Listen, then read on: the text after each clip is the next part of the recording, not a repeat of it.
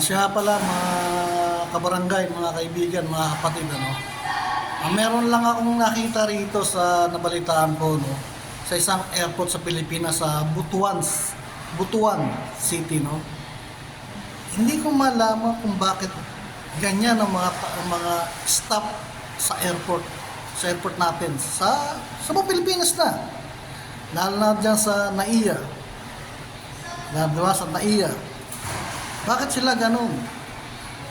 Alam nyo, kami mga OFW,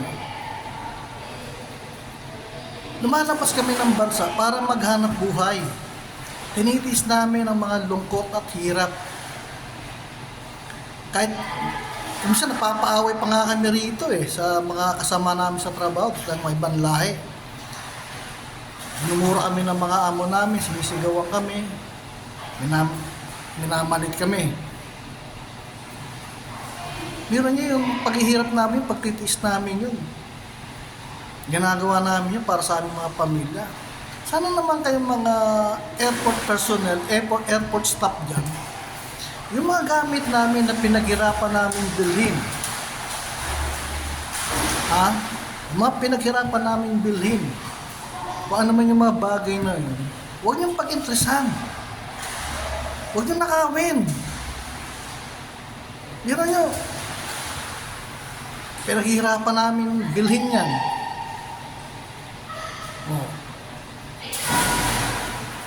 Biro mo, tapos sa pagdating namin yan sa airport, nanakawin yung mga bagahe namin, yung mga laman. Hindi naman ganon. Biro mo, doon sa nabalita mo, nakita ko sa isang airport sa Pilipinas, sa Butuan City.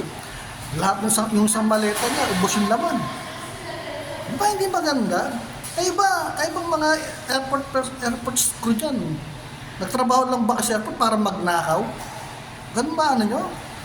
Matapos kayo pag-aralin ng mga magulang nyo. Tapos ang gagawin nyo na pala pag nanakaw sa airport? Hindi maganda yun. Sabi nga sa inyo kami rito napapaaway, kinukutya kami ng mga amo namin, dinuduran pa kami.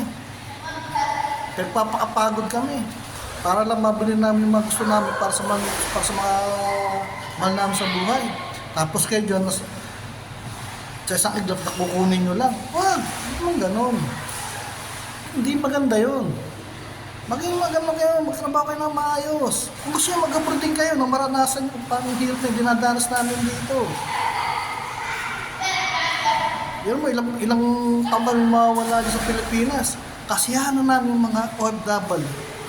Bumili ng isang bagay na ibibigay namin doon sa mga mahal namin sa buhay. Hindi naman gano'n, nananakawin nyo, ubusin nyo lang. Wag! Hindi maganda yun. Diba, sabi nga ng Diyos, huwag kang magnakaw. Diba, nasa 10 Commandments yan. Huwag kang magnakaw. Huwag mong pag-interesan ng hindi iyo.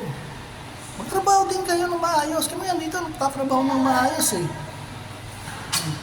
Tapos kayo dyan, mga airport, o meron pa, yung sa NAIA, yung isang babae, nilulok yung dollar, meron pa ng tulog sa harapan ng ano. Maganda yun. Kaya, yung ba gusto nyo, mababalitaan kayo dyan, si ganyan, o anak mo, nagnakaw, sa airport, pinanakawan yung mga OFW. Hindi maganda yun. Bakit? Yung gawin niya sa amin, kahit kaninong tao nang gagawin yan, trabaho na lang kayo ng maayos. Ang saga, mapuri pa kayo at mapuri yung bansa natin ang mga, bira nyo alat na sa buong mundo, ang Pilipinas, isa sa mga worst na airport sa buong mundo. Hindi naman ganyan, kaibigan. Pangit yun. Huwag kayong maging magnanakaw. Pangit. Huwag yung nakawin yung mga pinaghirapan namin. Kaya nga kayo pinag-aaral ng mga magulang nyo para mapabuti kayo, di ba? Pinaghirapan kayo ng mga magulang, hinapan kayo sa pag-aaral. Tapos ang gagawin mo, ma-apply kayo ilang taon kayo nag-aaral. Pakahirap kayo ma-apply sa trabaho, tapos pag namatanggap kayo sa airport, ang gagawin nyo lang pala, magnakaw. Wag nyo gawin yan. Huwag nyo kami mga OFW kasi mahirap din kami nakagaya nyo. Yung hirap na dinadamas namin dito, hindi nyo lang alam. Pakiusap lang, airport staff, airport personnel, airport crew, huwag nyo kaming nakawan. maawa kayo sa amin, ha? Sana maintindihan nyo kami o maintindihan nyo ko yung mga sinasabi ko. Para sa ikabubuti rin nating lahat ito, ha? Yun lang. Maraming salamat. Bye-bye.